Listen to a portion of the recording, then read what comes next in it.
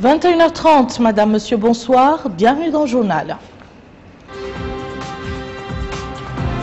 Des équipes de la TVM sondent l'afflux des citoyens au niveau de certains centres de recensement qui se clôturent ce soir à minuit.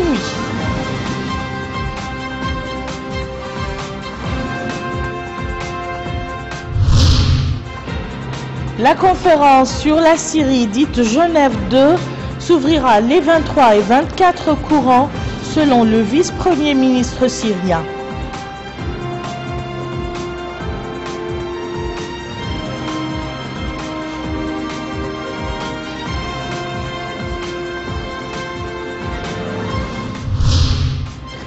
Les États-Unis et l'Union européenne apprécient la proposition faite par l'Iran concernant son programme nucléaire.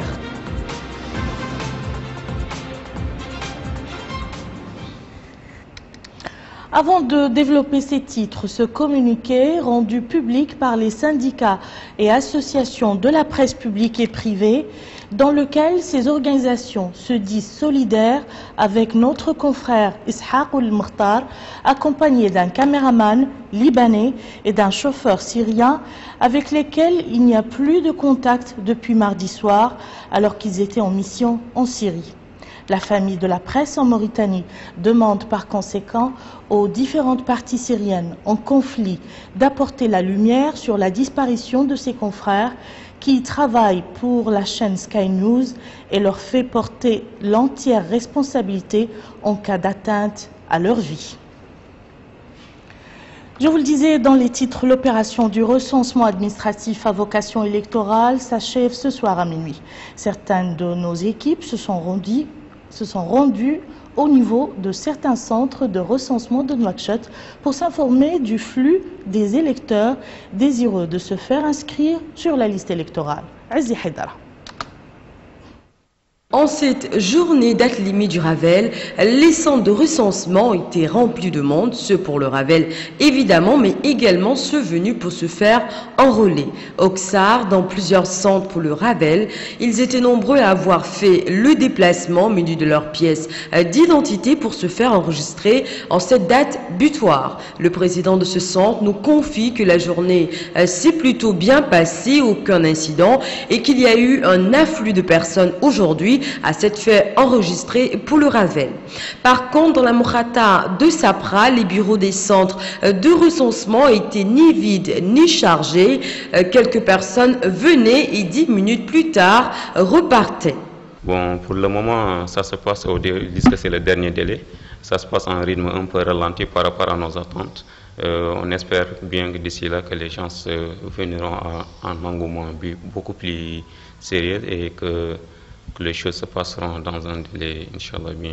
À Tevrak, Zéna, tous les bureaux ont été regroupés en ces derniers jours du Ravel au stade olympique. Le quartier regroupait 18 bureaux dispersés et aujourd'hui, ils sont tous au stade olympique. Le dernier jour du Ravel s'est bien passé selon le président. L'afflux a été significatif. Plus de 18 000 personnes ont été recensées à l'approche de la date limite. Il a profité de notre micro pour lancer un appel aux personnes non encore inscrites sur le Ravel de se presser.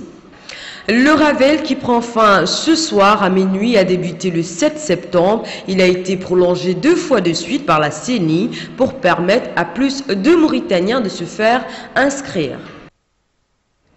Destination à présent Zouérat, les populations de la ville minière ont toujours du mal à s'approvisionner en eau potable. En l'absence de la SNDE dans cette ville, la mairie tente par des moyens limités de satisfaire aux besoins des populations qui sont approvisionnées par le biais des citernes ou de bassins installés dans certains quartiers. Retour toujours à Aziz Haidara. En cette période, la ville de Zouérat connaît un manque aigu d'eau. Cette ville qui, à cause de sa localisation géographique, la nature de sa terre, connaît pendant toute l'année des manques d'eau douce. Pendant cette période de chaleur, le manque est devenu atroce. Les populations de cette ville s'en plaignent, surtout les femmes, mères de famille.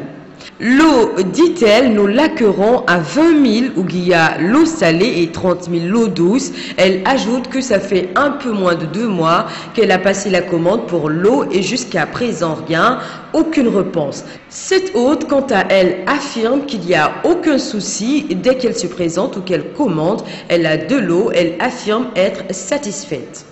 Cette dernière se plaint de la lenteur du service. Elle affirme avoir passé sa commande il y a 2 mois et jusqu'à présent, rien.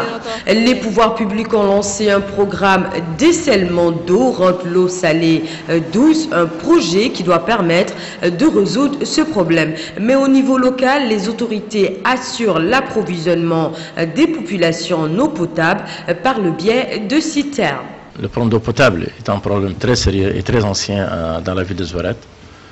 Comme vous le savez tous, la ville de Zouérate est une ville, est la seule capitale régionale aujourd'hui du pays où la SN2 n'est pas présente, où il y a une autre institution de l'État qui s'occupe de l'eau. Donc de ce fait, la commune de Zouérate s'occupe de l'alimentation des foyers non SNIM et des services et des institutions publiques. Néanmoins, je pense qu'il y a beaucoup d'efforts qui ont été faits. Ces efforts se résument notamment dans les efforts de la commune qui a fait 80 bassins publics, chacun de 10 tonnes de capacité, qui sont alimentés gratuitement par la commune, pour que les populations indigentes puissent y accéder gratuitement. Deuxièmement, je pense qu'il y a le prix social qu'on a maintenu, parce que le prix social de la commune, c'est 250 ouguiya à la tonne, c'est-à-dire qu'un camion citerne de 8 tonnes est vendu à 2000 ouguiya, qu'un camion citerne de 10 tonnes est vendu à 2500 ouguiya, et qu'un camion citerne de 12 tonnes est vendu à 3000 ouguiya. C'est le prix social de la commune, avec un ticket, avec le cachet du trésorier régional, et par conséquent, on ne peut pas modifier ce prix. La croissance démographique et urbaine que connaît la ville de Zouérate accentue d'une manière ou d'une autre l'accès des populations à l'eau potable. De 1960 à nos jours, la population de cette ville est passée de 4 000 à 45 000 personnes. Nous restons dans la capitale du Tirs Zamour pour parler cette fois-ci de l'opération de restructuration et d'extension de la ville.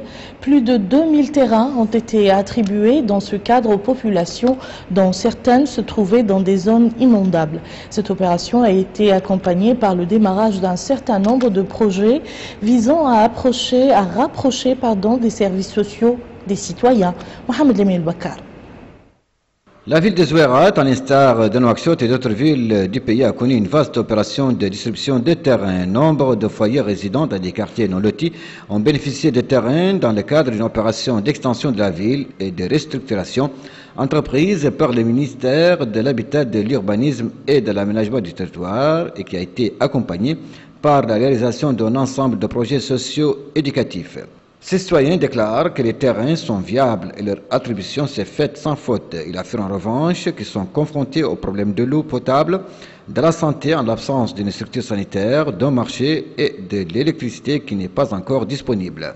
Auparavant, 17 femmes, j'habitais une maison de location. C'est après que je suis venu occuper ici un terrain qui m'a été par la suite attribué et Dieu merci, je ne me plains pas.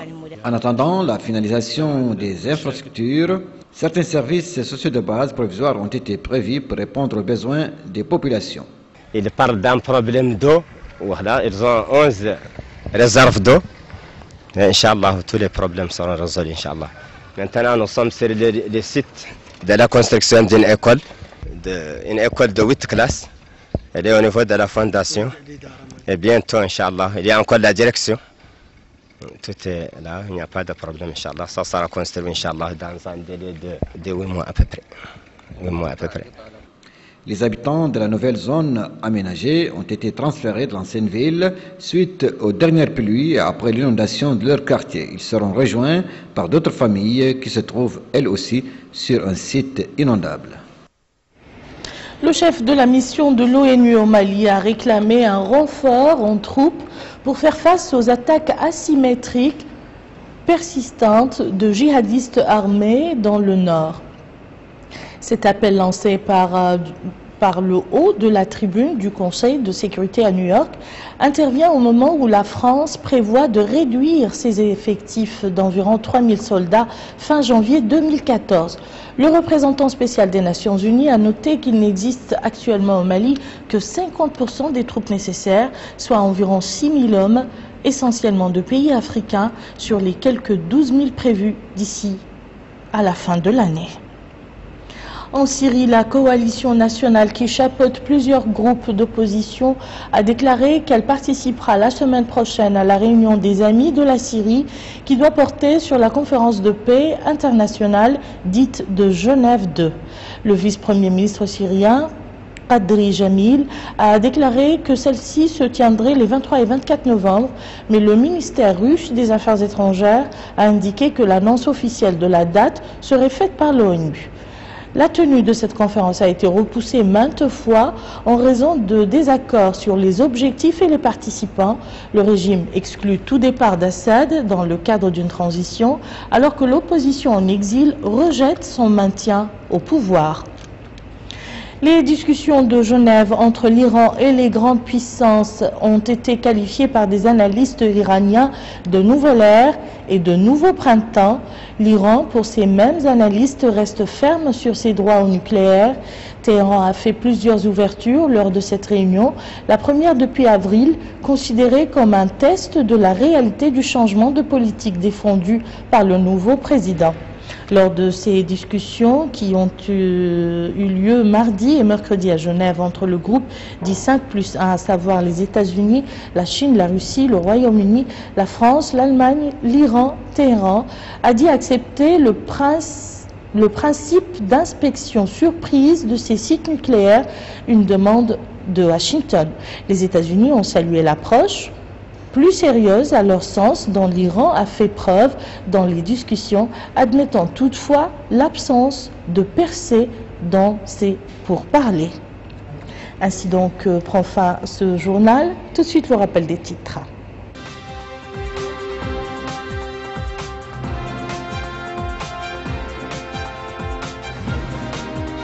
Un centre de recensement qui se clôture ce soir à minuit.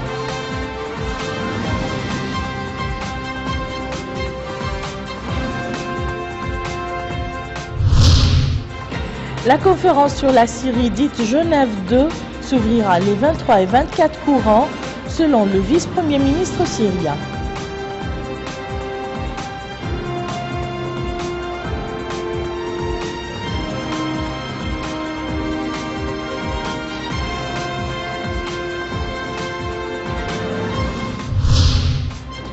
Les États-Unis et l'Union européenne apprécient la proposition faite par l'Iran concernant son programme nucléaire.